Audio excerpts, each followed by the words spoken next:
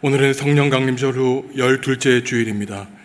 거룩하신 삼위일체 하나님께 영과 진리로 예배하겠습니다.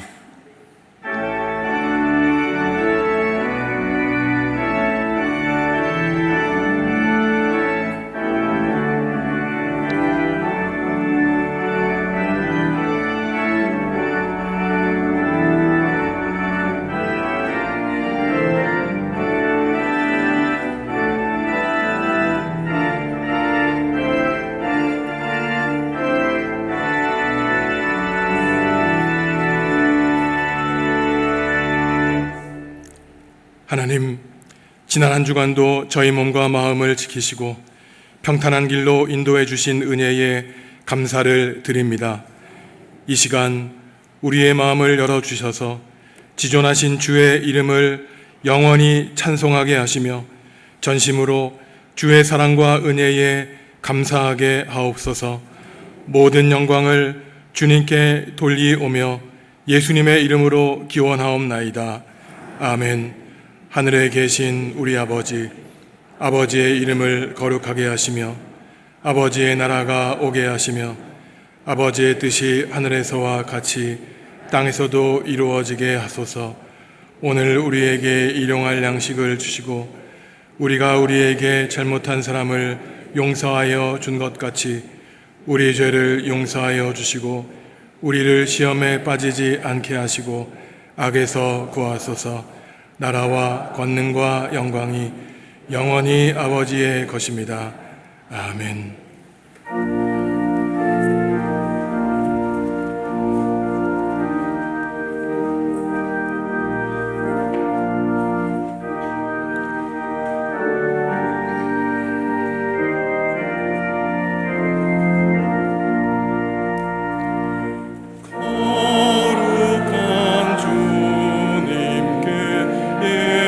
예배를 드리세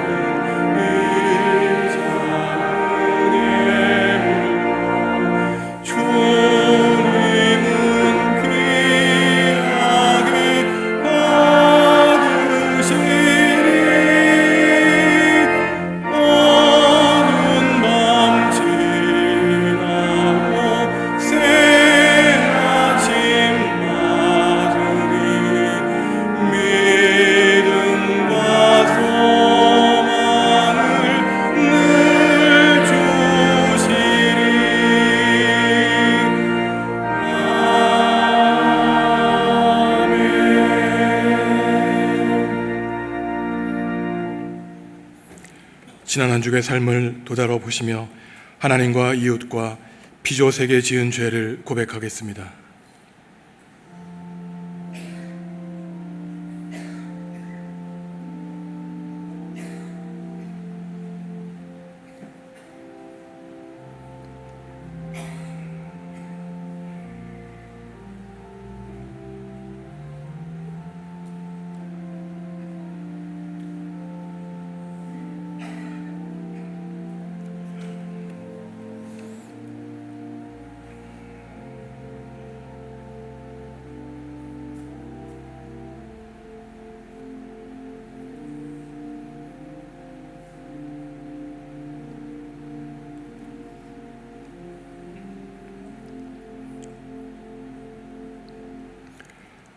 하나님이 우리에게 주시는 용서의 말씀입니다.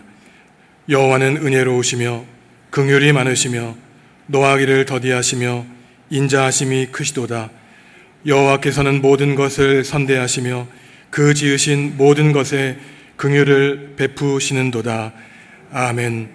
나는 전능하신 아버지 하나님 천지의 창조주를 믿습니다. 나는 그의 유일하신 아들 우리 주 예수 그리스도를 믿습니다.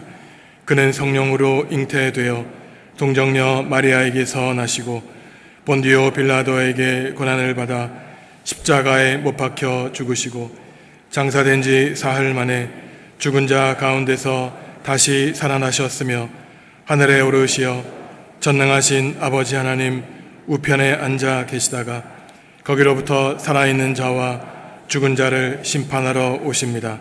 나는 성령을 믿으며 거룩한 공교회와 성도의 교제와 죄를 용서받는 것과 몸의 부활과 영생을 믿습니다.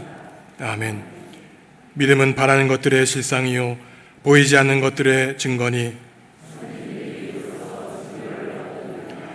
믿음으로 모든 세계가 하나님의 말씀으로 지어진 줄을 우리가 아나니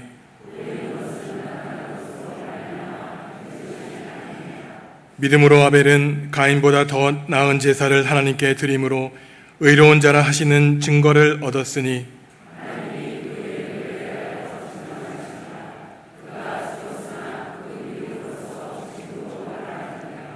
믿음으로 에녹은 죽음을 보지 않고 옮겨졌으니 하나님이 그를 옮기심으로 다시 보이지 아니하였느니라.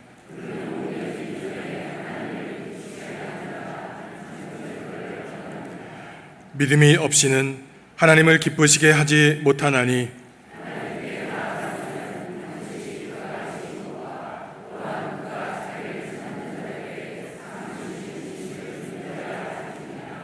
아멘.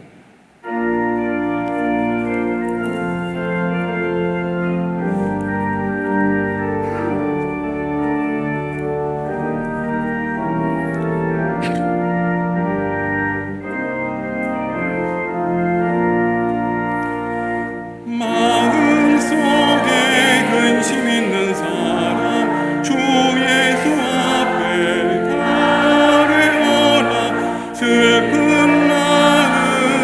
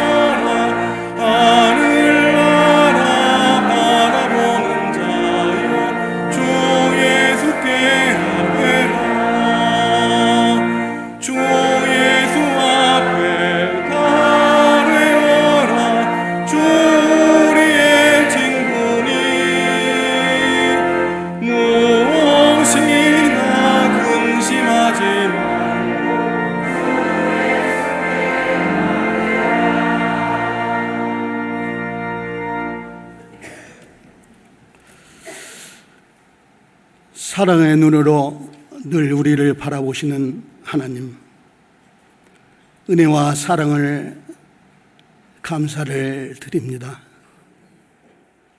찜통더여 무더운 날씨 속에서도 지난 8월 한 달간 주님의 은혜 가운데 지나게 하시고, 오늘 복된 주일을 기억하여 예배당에 나와 하나님의 성호를 찬양하며 예배하게 하시니 감사를 드립니다.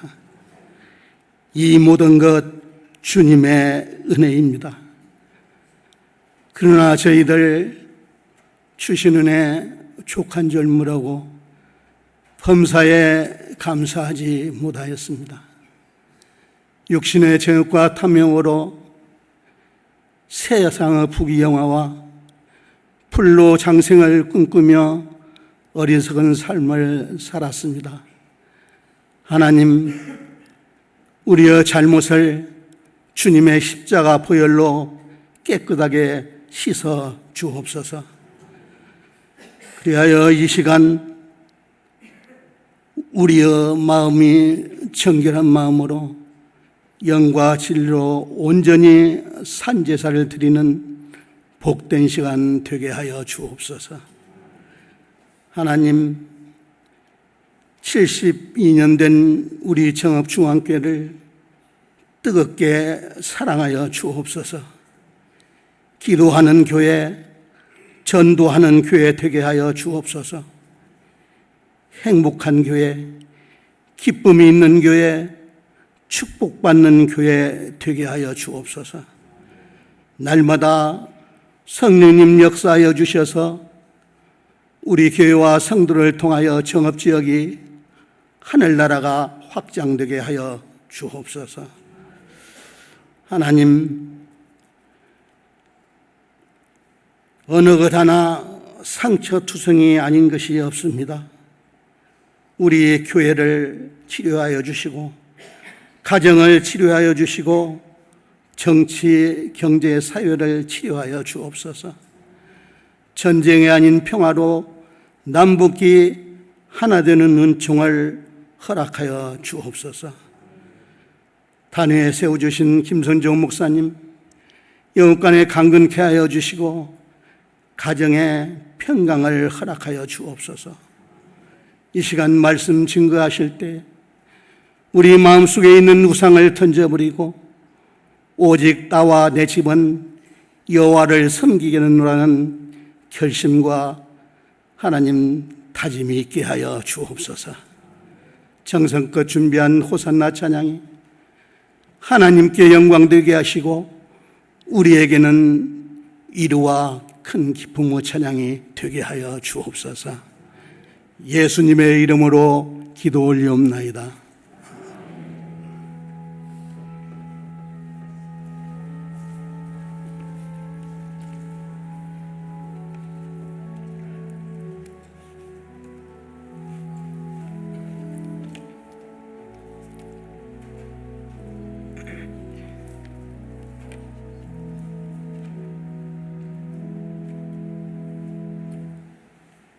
적은 무리여 무서워 말라.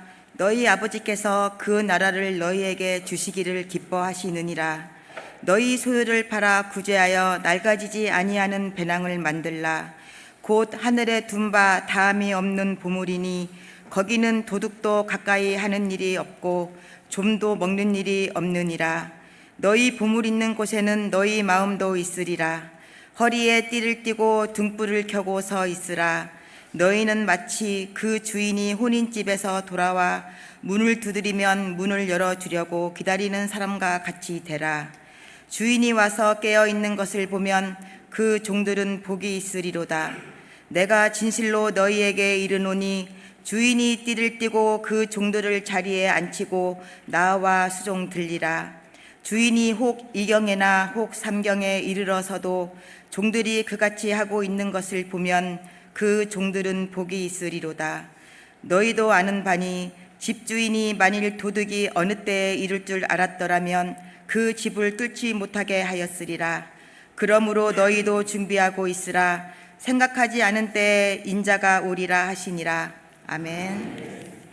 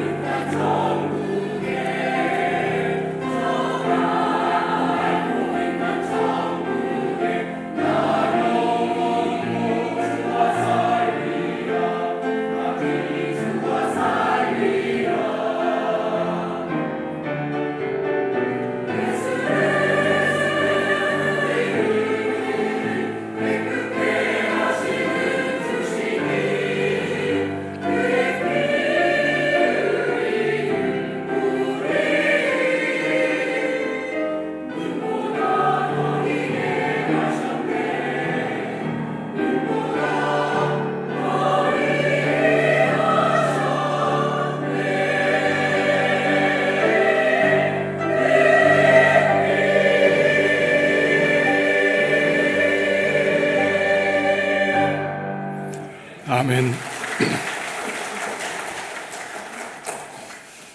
종교란 무엇일까요? 종교란 절대자에 대한 신앙의 관점, 믿음을 통하여 삶의 궁극적인 의미를 추구하는 체계를 말합니다. 종교에 해당하는 영어 릴리진의 라틴어 어원을 따르면은 종교란 연결하다, 이어주다, 그리고 다시 반복해서 읽다라는 뜻을 가지고 있습니다. 다시 말해서 종교라고 하는 것은 어떠한 외롭고 고립된 사람을 그와 끊어진 하나님, 그리고 이웃과 하나 되도록 연결해 주는 것이고, 그 어떤 종교에서 말하는 절대적인 신의 메시지를 담고 있는 경전을 끊임없이 반복해서 읽음으로써 그 신의 뜻을 알아가고 실천하는 것을 종교라고 말하는 것이죠. 그러니 때로는 세상 사람들이 종교에 대해서 부정적인 평가를 내릴지라도 그것이 건강한 종교라면 종교 자체에 문제가 있는 것이 아니라 그 종교의 메시지를 잘못 이해하고 왜곡하는 종교인들에게 문제가 있다고 우리는 말할 수 있습니다. 결국 종교라고 하는 것은 절대자에 대한 믿음의 관점에서 우리 자신의 삶과 죽음이라는 이해하기 힘든 궁극적인 인간 실존의 문제에 대해 질문하고 대답하는 것을 말하는 것이죠. 오늘 누가복음 12장에서도 예수님은 저와 여러분들의 삶과 죽음에 대해서 말씀하시는데, 먹고 마시고 입는 것으로 대표되는 일상의 문제와 그 다음으로 이어지는 단락에서는 예수님의 재림, 우리의 죽음이라는 하나님이 주시는 신비에 대한 말씀을 연이어서 우리에게 말씀해 주십니다. 우리가 모든 성경을 읽고 하나님의 말씀을 묵상할 때에는 늘 그러하지만 성경은 어떠한 추상적인 진리에 대한 철학적인 가르침을 주고자 하는 목적을 가지고 있는 것이 아니라 예수님이 사랑하시되 자신의 목숨을 바쳐서까지 사랑한 대상을 향해 주시는 부탁과 권고의 말씀이라는 사실을 전제로 우리는 예수님의 말씀을 들어야 되는 것이죠. 먼저 전반부에는 먹고 입고 마시는 문제에 대해서 예수님이 말씀하십니다. 오늘 우리가 읽은 첫 구절에서 예수님은 적은 무리여, 인생의 문제 때문에 두려워하지 말라고 말씀하시죠. 여기서 적은 무리에 해당하는 헬라어는 작은 양떼를 가리킵니다. 우리가 인생사의 문제로 걱정하고 염려하며 두려워하지 말아야 되는 이유는 우리가 믿는 하나님 아버지가 우리의 목자가 되어주셔서 우리의 필요를 아시고 우리를 선한 물가로 인도해 주시기 때문에 인생의 문제로 전전긍긍할 필요가 없다는 것이죠. 하나님은 하나님을 따르는 양떼들에게 하나님 나라를 유업과 선물로 주시기를 기뻐하신다고 예수님은 제자들과 무리에게 말씀하고 계십니다. 이러한 예수님의 말씀은 저와 여러분의 인생의 문제를 하나님 나라의 관점에서 바라보라는 뜻입니다.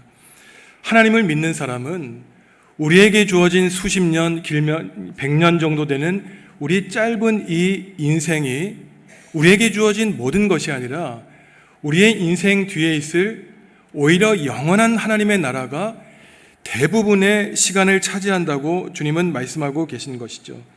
이 땅에서의 삶은 그러한 천국에서의 영원한 삶에 비하면 너무나 극히 미미하고 짧은 시간에 불과하며 그 천국에서의 영원한 삶에 아주 극히 짧은 전초전에 불과하다고 주님은 말씀하시는 것입니다. 그러니 하나님 나라에서의 천국 시민으로 살기 위한 훈련 과정이 바로 이 땅에서의 삶이라고 주님은 말씀하시는 것이죠.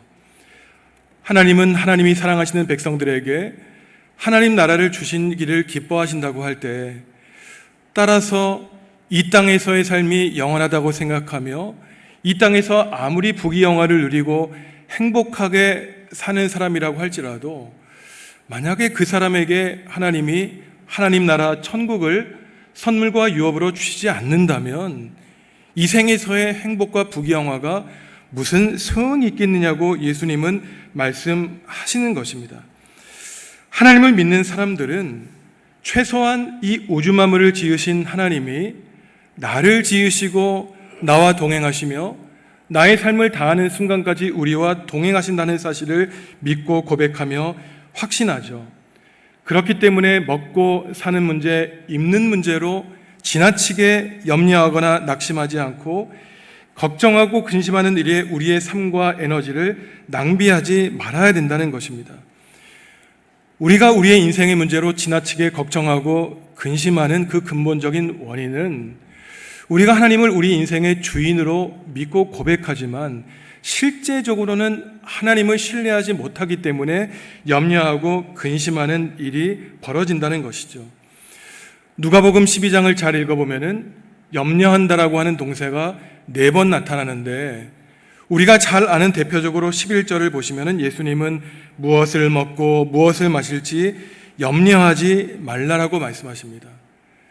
염려한다라고 하는 우리말은 그저 걱정하고 근심하는 정도로 우리에게 그 뜻이 와닿지만 원어 그리스어로는 메리 무나우로 이 말을 분석해 보면은 갈라진 마음, 분열된 마음을 뜻하는 것입니다. 그러니 우리가 세상을 살아가면서 염려하게 되는 이유는 우리의 마음이 하나가 되어 하나님을 바라보고 미래를 향해 나아가야 되는데 우리의 마음의 반쪽은 하나님에 대한 신실한 믿음이지만 다른 반쪽은 이 세상을 향한 걱정과 두려움에 휩싸였기 때문에 그 마음이 갈라지니 당연히 염려하는 것으로 그 마음이 표출된다고 예수님은 우리에게 말씀하시는 것이죠. 이처럼 나뉘어진 마음, 한자어로는 분심이라고 할 때 예수님은 마음이 나뉘어지고 마음속과 겉이 다른 이러한 이중인격자의 대표적인 예로 누가복음 12장 1절을 보시면은 바리새파 사람들을 들고 있습니다. 누가복음 12장 1절에서 예수님이 말씀하시기를 여러분 바리새파 사람들의 누룩을 조심하십시오. 그들의 거짓된 가르침이 어느 일순간 공동체 전체에 퍼지게 되어서 우리 모두를 악의 길로 빠뜨리게 될 것인다 라고 말씀하시면서 그들은 겉과 속이 다른 위선자들이라고 예수님은 그들을 경고하고 계십니다. 예수님이 이처럼 세상에서 먹고 살고 마시며 입는 문제를 두려워하지 말고 온전한 마음으로 하나님을 따르는 아주 구체적인 모습에 대해서 말씀하시는데 33절과 34절 말씀 다시 반복해서 읽겠습니다. 너의 소유를 팔아 구제하여 낡아지지 아니하는 배낭을 만들라.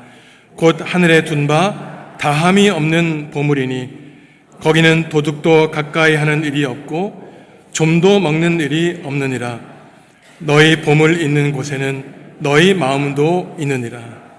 이 새한글 성경의 번역에 따라서 하나하나 따져보면 첫째는 세상 염려를 버리고 하나님을 신뢰하며 기다리는 사람은 있는 것을 다 팔아 어려운 사람에게 주는 사람입니다. 둘째는 자신을 위해 낡지 않는 돈 주머니를 만드는 사람이에요. 셋째로 사라지지 않는 보물을 하늘에 쌓아두는 사람입니다. 그곳에는 도둑도 가까이 할 수 없고 좀도 들지 않는다고 예수님은 말씀하시는 것이죠.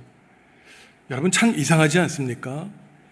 세상 일을 염려하지 않기 위해서 일반인이 하는 일은 저축하고 비축하고 절약하며 쌓아두는 일이라고 우리는 생각하는 것이죠. 하지만 예수님은 그 반대로 말씀하십니다. 염려하지 말고 하나님을 믿는 사람들은 오히려 있는 것을 팔아 가난한 사람들에게 주라고 예수님은 말씀하시는 것이에요.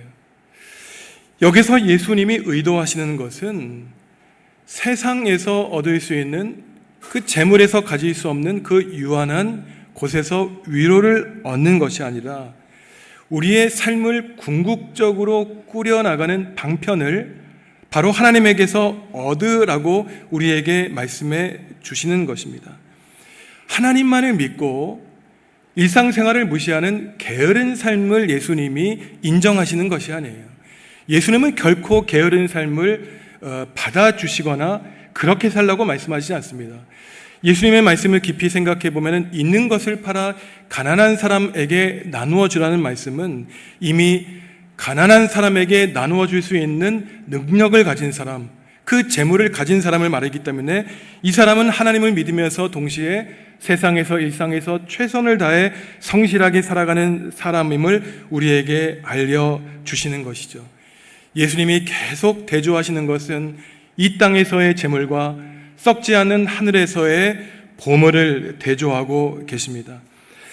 하나님이 내 삶의 주인이라는 믿음은 바로 하나님께 받은 우리의 소유와 재물이 나의 능력과 힘으로 얻은 것이 아니라 우리의 생명조차도 하나님께 받은 것이기 때문에 이것이 내 것이 아니기에 있는 것을 팔아 가난한 사람에게 나누어 줄 수 있다는 것이죠.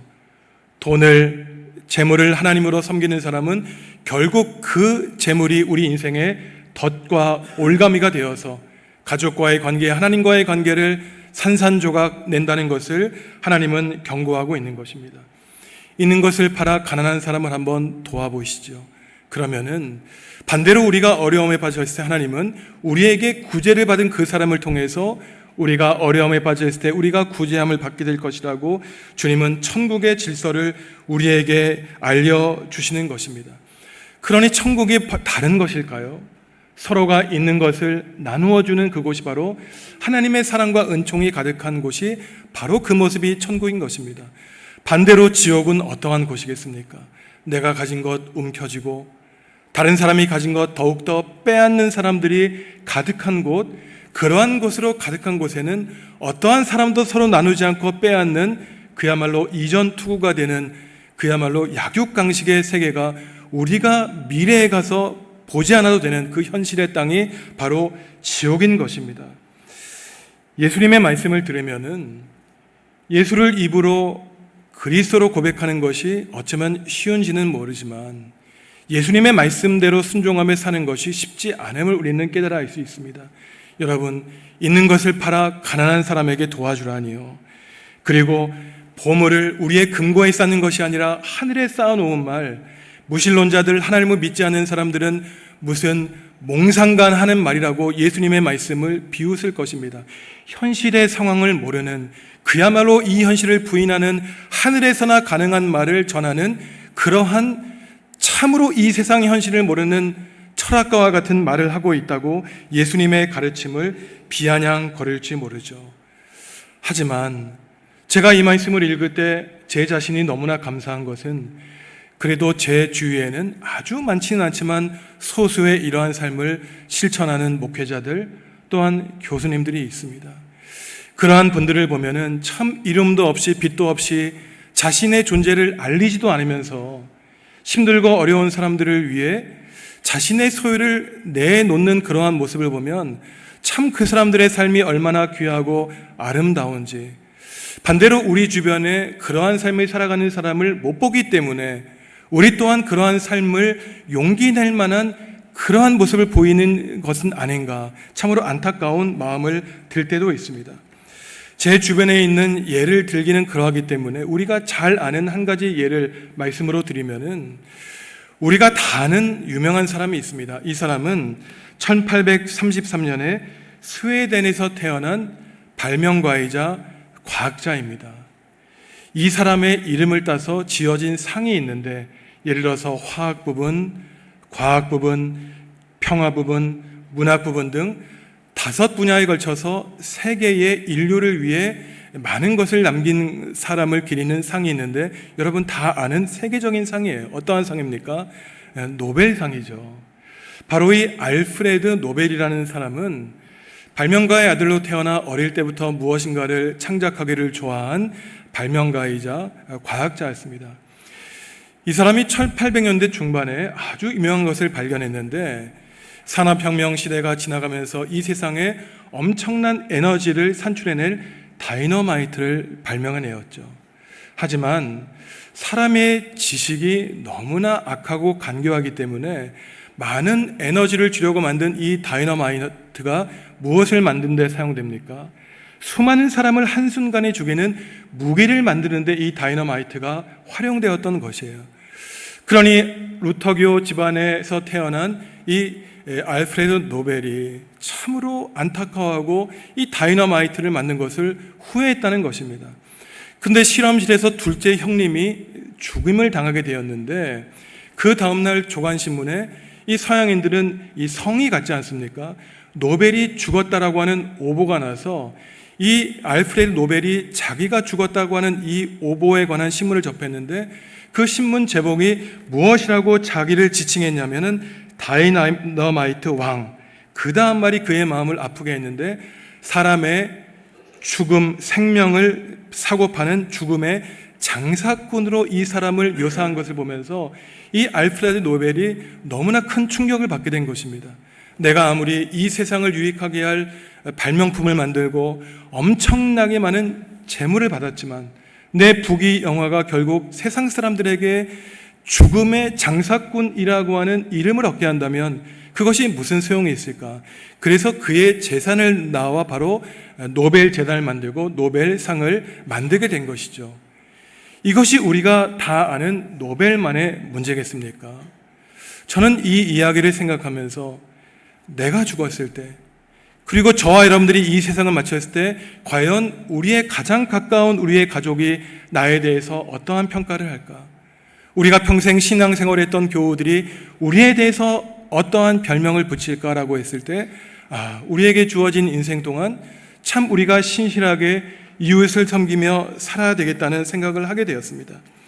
우리는 다 믿고 고백하고 있죠. 최소한 하나님을 믿는 우리라면은 하나님이 다스리시는 세상 가운데 우리는 살아갑니다. 그리고 우리는 우리의 삶을 포함한 모든 것이 하나님의 선물임을 알고 있죠. 근본적으로 우리의 인생 자체가 하나님이 주신 선물이라는 믿음을 가지고 살기 때문에 그 이유 때문에 예수님은 두려워하지 말고 재물을 다른 이들과 나눌 수 있다고 말씀하시는 것입니다. 성도 여러분, 단순간에 우리가 예수님의 말씀을 다 이해하고 그 이 세상과 다른 하나님 나라의 신비를 깨달아 이해하고 실천하기는 쉽지 않습니다. 제가 사업가입니까? 경제가입니까? 제가 정치인입니까? 단상 위에서 돈 버는 방법에 대해서 말하는 사람이 아닙니다. 정치, 권력을 획득하는 것에 대해서 알려주는 사람이 아니에요. 하나님의 말씀을 깊이 묵상하고 하나님의 신비에 접근하려고 노력하는 목회자인 저는 바로 이 세상 모든 사람들이 가르치는 성공하는 길과 다른 하나님이 주시는 진정한 복의 길을 우리가 생각하며 묵상하는 길을 제시하는 사람이 바로 목회자인 것입니다. 저도 하나님의 말씀을 읽고 묵상할 때마다 도무지 나의 이성과 합리적인 생각으로는 받아들일 수 없는 말씀 앞에서 한번 고민하게 됩니다. 하나님 저에게 왜 받아들일 수 없는 말씀을 하십니까? 하면서 혼자 속으로 이러한 생각을 해봐요. 믿는다고 하면서 왜 너의 마음에 받아들일 수 없는 하나님의 말씀은 받아들이지 않는가? 한번 해보지 않겠는가? 진정 하나님이라면 이해할 수 없는 말씀의 끝에 결국 세상에서 도무지 얻을 수 없는 하나님의 놀라운 복궤가 은혜가 임한다는 사실을 한번 믿고 실행해 보기로 다짐해 보는 것입니다. 가진 것을 다 팔아 어려운 사람에게 나누어 주라는 말씀을 하신 다음에 예수님은 우리의 생각으로는 너무나 뜬금없어 보이는 말씀을 하세요. 바로 예수 그리스도의 재림에 대한 말씀입니다. 세상에서 사는 구체적인 삶과 재림이란 두 가지 주제가 아주 부자연스럽게 연결되는 것 같지만 사실은 그러한 먹고 입으며 사는 문제 다음에 예수님의 재림, 다른 식으로 표현하면 우리의 죽음에 대해서 말씀하시는 것은 너무나 자연스러운 논리적인 연결인 것이에요. 성도 여러분 한번 생각해 보십시오. 매일매일 반복되는 입고 먹고 마시는 일이 우리의 삶이 다하는 날까지 반복될 것입니다. 하지만 반드시 우리의 인생에서는 그 어느 날 우리가 더 이상 먹지 못하고 입지 못하며 마시지 못하는 죽음의 순간이 될 것이에요. 바로 그 순간 다음에 오는 것은 예수님이 우리를 찾아오시는 재림이거나 아니면 우리가 먼저 예수님께로 나아가는 죽음의 순간인 것입니다. 그러니 일상에서의 삶과 천국에서의 삶이 완전히 분리된 것이 아니라 사실은 한순간으로 연결된 동전의 다른 두 면이라고 예수님은 우리에게 말씀하시는 것이에요. 그러니 예수님은 예수님의 재림이나 우리의 죽음에 대해서 한 가지 쉬운 비유로 우리에게 알려주십니다. 어느 집에 주인이 있었죠. 이 사람의 결혼 잔치에 참여하기 위해 먼 길을 떠납니다. 집을 비우고 가지만 이 주인은 신실한 종들이 있음을 기대했기 때문에 종들에게 그 자산을 맡기고 갔어요. 그러면서 예수님이 말씀하시기를 도대체 주인이 오늘 올지 내일 올지 모레 올지 한 달 뒤에 올지 아니면은 한낮에 올지 밤에 올지 새벽에 올지 모르기 때문에 신실한 충성된 종들은 잠들지 않고 깨어 있어야 된다는 것입니다. 주인이 집에 돌아와서 깨어 있는 종들을 보면 그 마음이 너무나 흡족하여 그들을 충성된 종이라고 부를 뿐만 아니라 바로 그 주인이 그 종들을 위해 잔치를 베풀고 또한 그들을 섬길 것이라고 예수님은 말씀하시는데, 바로 여기에서 비유 안에 있는 그 주인은 결국 승천하셨다가 이 땅을 심판하고 구원하시기 위해서 다시 오실 예수님 자신을 가리키시는 것이죠. 누가복음 22장 27절 예수님의 말씀 다시 함께 읽습니다. 앉아서 먹는 자가 크냐 섬기는 자가 크냐? 앉아서 먹는 자가 아니냐? 그러나는 섬기는 자로 너희 중에 있노라. 아멘. 앉아서 먹는 자가 세상에서는 너무나 크다는 것이죠. 하지만 예수님은 섬기는 자로 너희들에게 먹을 것을 제공해 주시겠다고 예수님은 말씀하십니다. 하지만 반대로 45절과 46절을 보시면은 안타깝게도 주인의 종들 가운데에는 신실하고 충성된 종도 있었지만 게으르고 악한 종도 있었을 것이라는 것입니다. 이 종들은 주인이 어제도 안 오고 오늘도 안 왔으니 언제 올지 모르니까 그저 흥청망청 먹고 마시며 노는 사람이라는 것이에요. 이 종들이 얼마나 악하고 충성스럽지 못했는지 자신들은 그저 종에 불과하다는 신분을 다 잊어버리고 주인이 자기의 눈앞에 없으니 마치 주인이 된 양 주인 행세를 하는 악한 종이라고 예수님은 그 비유를 통해 말씀하십니다. 주인이 돌아오면은 그 종들에게 어떠한 일을 행할 것인가? 예수님은 그들에게 혹독한 매질을 할 것이라고 예수님은 말씀하고 계신 것이에요. 사실 그 주인이 집을 떠나 언제 돌아올지 모르니 항상 잠들지 말고 깨어 있으란 말 하루 이틀은 할 수 있겠죠. 하지만 2000년 전에 이 땅에서 돌아가신 예수님 아직 재림하지 않으셨는데 예수님이 도대체 이 땅에 다시 내려온다는 말, 누가 그 말을 믿을 수 있겠는가? 우리가 너무나 이성과 합리적인 어른이 되어서 하나님의 말씀을 곧이곧대로 믿지 못하는 그러한 지나친 성인이 된 것이 문제인 것이죠. 사실 깨어 있으라는 예수님의 말씀 참으로 쉽지 않은 실천사항입니다. 군대에 갔던 우리 과거 남성 성도들 기억해 보시죠. 그리고 우리 청년들 한번 생각해 보십시오. 오늘 젊은 우리의 아들들 새벽 1시에 잠도 자고 2시 꼴딱 세우고 11시, 12시에 일어나는 불규칙적인 생활하다가 군대에 입대하게 되면은 밤 10시에 잠에 들고 새벽 6시나 6시 밤에 기상해야 되지 않습니까? 그렇게 불규칙적으로 마음대로 살다가 너무나 그들에게 힘든 일은 바로 불침범을 서는 일입니다. 차라리 10시에 불침범을 섰다가 12시부터 6시까지 자든가 아니면 새벽 4시부터 일어나서 잠들지 않으면 좋을 텐데 어중간한 12시에 불침범을 서든가 2시나 4시에 일어나서 어정쩡한 잠을 자게 되면 우리의 아들들이 그 다음 날에는 너무나 피곤한 시간을 생활을 하게 되는 것입니다. 그러니 깨어 주인이 올 것을 기다리라고 하는 이 예수님의 말씀이 얼마나 긴장으로 가득한 삶인 것을 우리는 잘 알 수 있는 것입니다. 실천하기에 너무나 어려운 말씀인 것이죠. 하지만 예수님의 말씀대로 우리가 살았던 적이 있습니다. 예수님을 인격적으로 처음 만났을 때 예수 그리스도의 이름만 떠올리면 우리의 죄가 떠올라 눈물 흘리고 우리가 힘들고 어려울 때마다 주님 이름만 부르면 하늘에서 우리에게 속삭여 주시는 말씀, 너는 실패자야, 너는 지금까지 헛살았어, 누가 너를 인정해 주겠어? 우리 자신을 규정할 때 아니야, 바로 너를 위해 내가 독생자 예수를 너에게 보내주셨다는 하나님의 그 음성을 들을 때 우리는 너무나 큰 기쁨과 감격으로 가득 찰 때가 있었습니다. 하지만 이상하게도 하나님을 믿는 시간이 길어지면 길어질수록 그분을 더 알고 그분과 관련된 교제가 더 깊어져야 되는데, 그저 부부 생활이 길어지면 길어질수록 무덤덤해지는 부부처럼 하나님과의 관계도 무덤덤해지는 것이에요. 그저 신앙생활이 습관이 되고 우리를 구원해 주셨다는 그 놀라운 감격이 사라지는 것이 이 어리석은 불충한 종들과 같은 모습이 우리에게도 드러나는 것이 너무나 안타까운 모습인 것입니다. 성도 여러분, 우리가 일상에서 먹고 마시는 구체적인 삶과 예수님이 이 땅에 다시 오시고 아니면 우리가 먼저 죽어 예수님을 만나는 삶은 아예 동떨어진 삶이 아니라 하나라고 말씀을 드렸어요. 예수님이 다시 오실지 모르고 우리가 언제 죽을지 모르기 때문입니다.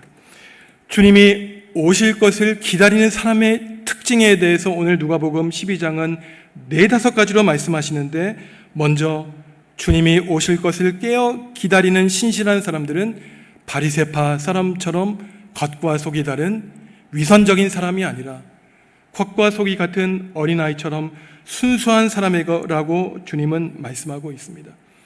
어린아이가 비록 아무 생각 없는 것 같아도 그저 부모님이 계시기 때문에 부모님에게 모든 인생을 맡기는 것처럼 하나님을 신실하게 섬기는 사람은 내 앞에 비록 낭떠러지가 있더라도, 내가 막바지 인생길에 다다랐을지라도 하나님이 계시기에 우리의 인생에 있는 모든 두려움과 공포 다 떨쳐버리고 우리 인생의 주인 되신 하나님을 신실하게 신뢰할 수 있는 사람이 바로 예수님을 기다리는 사람입니다. 또 예수님의 재림을 기다리는 사람은 어떠한 특징으로 나타납니까? 재물에 대한 탐욕을 벗어버리고 관대한 마음을 가지고 바로 가난하고 어려운 이웃에게 손을 뻗치는 모습으로 나타나게 되죠. 악한 종처럼 흥청망청 먹고 마시는 사람이 아니라 신실하게 주인님이 언제 오실지 모르니 오늘이나 내일이나 언제든지 주님에 대한 사랑과 헌신에 변함이 없는 사람입니다. 처음에는 뜨겁게 활활 타올라 나의 모든 목숨과 재물 다 버려서 하나님 나라를 위해 헌신할 것처럼 보일지라도 그 다음날 차갑게 식어버리는 그런 변덕스러운 믿음, 변하는 믿음이 아닌 것이죠. 때로는 잔잔한 호수와 같은 믿음일지라도 어제나 오늘이나 내일이나 변함이 없기 때문에 늘 그 사람만 보면 하나님은 신실하게 기대감을 가질 수 있는 사람이 바로 충성된 종의 모습인 것입니다. 오늘 예수님이 우리에게 말씀하시기를 사라지지 않는 보물을 하늘에 쌓아두라고 말씀하시면서 보물이 있는 곳에 너희 마음이 있다고 하십니다. 그러니 성도 여러분, 이 예수님의 말씀을 곰곰이 생각해 보면 우리 마음이 만약에 보물에 있을 때 우리 마음에 담긴 그 사라지지 않는 보물을 하늘에 둔다면 바로 예수님이 우리에게 지금 하시는 말씀은 바로 저와 여러분이 하늘에 쌓이는 보물이 되어야 된다고 하시는 말씀이에요. 사실 여러분, 보물에 어떠한 종류가 있습니까? 루비, 사파이어, 다이아몬드, 우리 권사님도 어떠한 보물이 있습니까? 그 보물은 원래 처음부터 반짝반짝 아름다운 형형 색깔의 빛을 내는 보물은 아니었어요. 사실 그 보물은 그 보물의 전문가들만 한눈으로 알아봅니다. 원석은 너무나 투박하고 지저분한 돌로 쌓여 있죠. 전문가의 눈에 그 보석을 감싸고 있는 원석을 발견한 다음에 더러운 불순물을 제거해버리고 깎고 순수하게 그것을 정결하게 만들었을 때 그 속에서 반짝반짝 세상을 환하게 하는 우리의 눈을 홀리는 아름다운 보석이 드러나게 되는 것입니다. 바로 저와 여러분들을 가리켜 하늘에 쌓이는 보석이 되라고 말씀하실 때 우리가 인생사에서 때로는 찢어지고 넘어지려 더러운 불순물로 우리의 아름다운 삶이 더럽히더라도 예수님의 말씀에 따라 우리의 있는 것을 팔아 가난한 사람들에게 나누어주며 썩지 않는 돈주머니를 만들어 하늘에 좀도 닿지 않는, 하늘에 사라지지 않는 보물을 하루하루 차곡차곡 쌓으려고 노력할 때 결국 우리의 삶을 다하는 날 하나님과 우리의 가족과 이웃 앞에 우리는 반짝이는 보물로서 하나님의 영광, 예수 그리스도의 찬란한 빛을 드러내게 되는 것입니다. 오늘 사랑하는 무리와 제자들에게 그 사랑의 편지로 권면하신 예수님의 말씀에 따라 사랑하는 성도 여러분, 세상 우리의 살아가는 일에 지나치게 많은 염려와 걱정하셔서 하나님을 믿지 못하는 어리석음 그 자리에서 어서 빨리 벗어나셔서 오직 주님만을 신뢰하시며 언제 오실지 모르는 예수님, 언제 다할지 모르는 우리의 인생 앞에 겸손히 우리의 삶을 거룩하게 씻어 사라지지 않는 보물로서 반짝반짝 빛나는 성도 여러분들의 아름답고 거룩한 삶을 영위하시기를 주님의 이름으로 간절히 기원합니다. 하나님, 지금까지 살아오면서 우리는 연약한 존재인지라 하나님을 믿는다고 하면서도 먹고 마시며 입는 문제를 염려해 왔습니다. 영원히 살 것처럼 착각하고 예수님이 언제 오시겠느냐고 생각하며 깨어있지도 못한 적도 있습니다. 연약한 우리를 불쌍히 여겨주시고 깨어있어 하늘에 쌓이는 사라지지 않는 보물이 되게 하여 주시옵소서. 예수님의 이름으로 기도합니다. 아멘.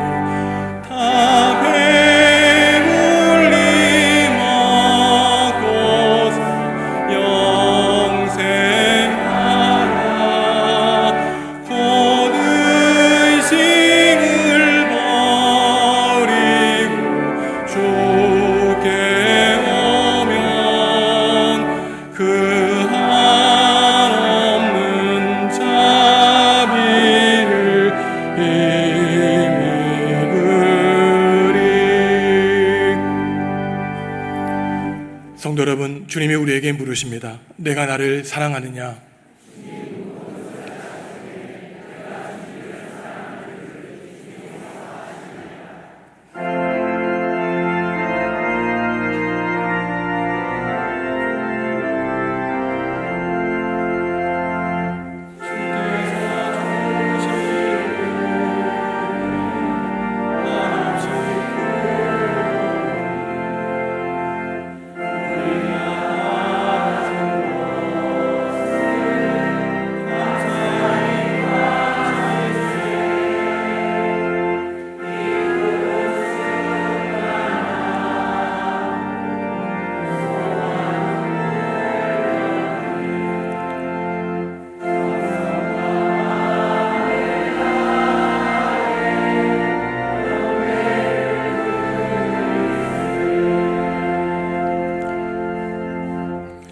하나님, 8월 마지막 주일 주님 앞에 나와 하나님을 예배하게 하시니 감사합니다.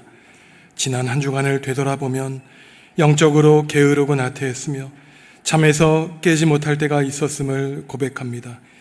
하나님께 받은 은총에 감사하기보다 부족함을 원망했음도 고백합니다. 우리의 죄를 고백하오니 불쌍한 우리를 용서하여 주시옵소서.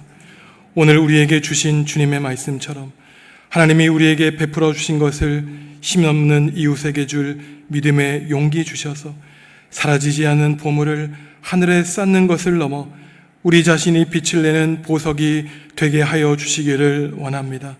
나 자신을 무시하고 소중히 여기지 않았던 어리석음을 벗어나 하나님의 형상을 따라 지어진 자로서 자존감을 가지고 살도록 성령님, 우리의 상한 마음 어루만져 주시옵소서.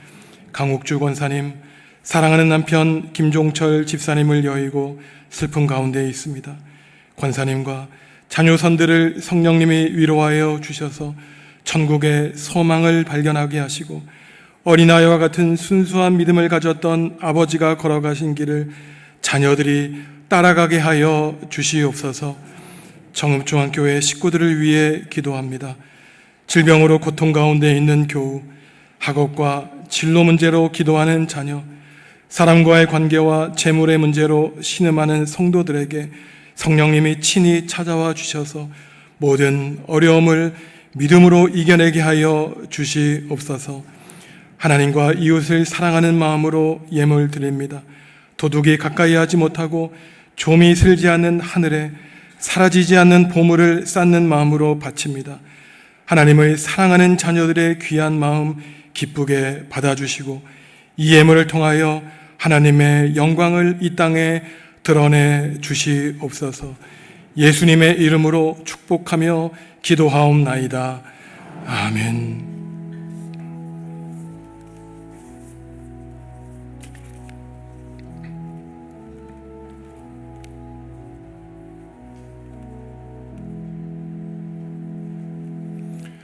주님의 평화가 성도 여러분과 함께 하시기를 바랍니다.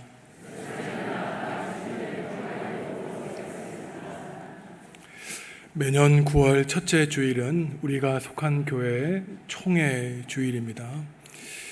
오늘날 뉴스를 보면은 사실 세상 사람들은 그 기독교인지 아니면 기독교 이단인지 유사 사이비 종교인지 세상 사람들은 모르기 때문에 그저 통으로 묶어서 교회를 비난하죠.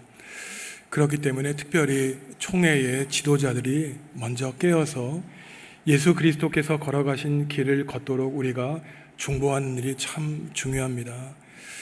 예수님이 이 땅에 다시 오신다면은 한국교회의 이 혼란스러운 모습을 보시고 얼마나 슬퍼하실까. 우리는 예수님의 마음을 한번 되새겨 보아야 되겠습니다. 다음 주일에 총회 헌금 바치시는 것은 온전히 총회에 드리도록 하겠습니다. 지난주 목요일에 93년 동안 생애를 사시다가 하나님의 부르심을 받고 김종철 집사님 하나님의 품에 안기셨습니다. 어제 은혜 가운데 장례 절차를 잘 마쳤습니다. 지금 이 자리에 김옥주 권사님, 둘째 아드님 부부와 함께 나오셨는데 잠깐 자리에서 권사님 일어나시죠. 우리 아드님과 잠깐 일어나겠습니다. 우리 권사님 아마 우리 교회에서 가장 연로하신 성도 가운데 한 분이실 텐데 평생을 해로하신 남편과 여이어 비록 천국에 가셨지만 권사님 마음이 굉장히 무겁고 슬플 것입니다. 위로해 주시고 그 남은 자녀들 위해서 기도해 주시기 바랍니다.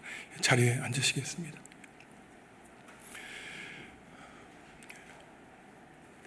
성도 여러분, 옆에 있는 우리 교우들과 한번 이렇게 축복하며 인사하면 좋겠습니다. 사라지지 않는 보물이 되시기 바랍니다. 인사하시죠. 성도 여러분, 사라지지 않는 보물이 꼭 되시기 바랍니다. 자리에서 일어나 주님께 찬송합니다.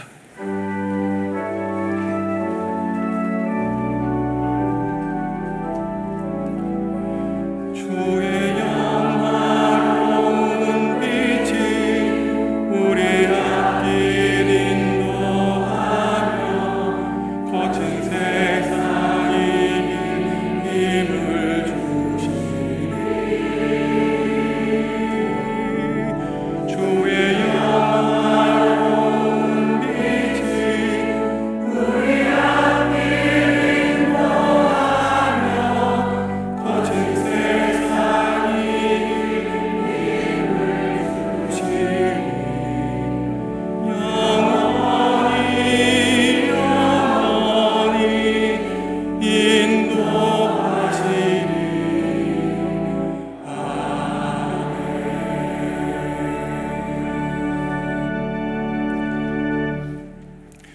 사랑하는 성도 여러분, 예수님이 말씀하신 것처럼 두려워하지 마시기 바랍니다. 하나님 나라를 우리에게 주시기를 기뻐하시기 때문입니다. 사라지지 않는 보물을 하늘에 쌓으시기 바랍니다. 하나님이 복과 은혜로 갚아 주실 것입니다. 이제는 예수님의 은혜와 하나님의 사랑과 성령님의 사귐이 사라지지 않을 보물을 하늘에 쌓으며 신실하게 충성된 종으로 살기로 다짐하는 성도들에게 지금부터 영원히 함께 하시기를 간절히 축원하옵나이다. 아멘.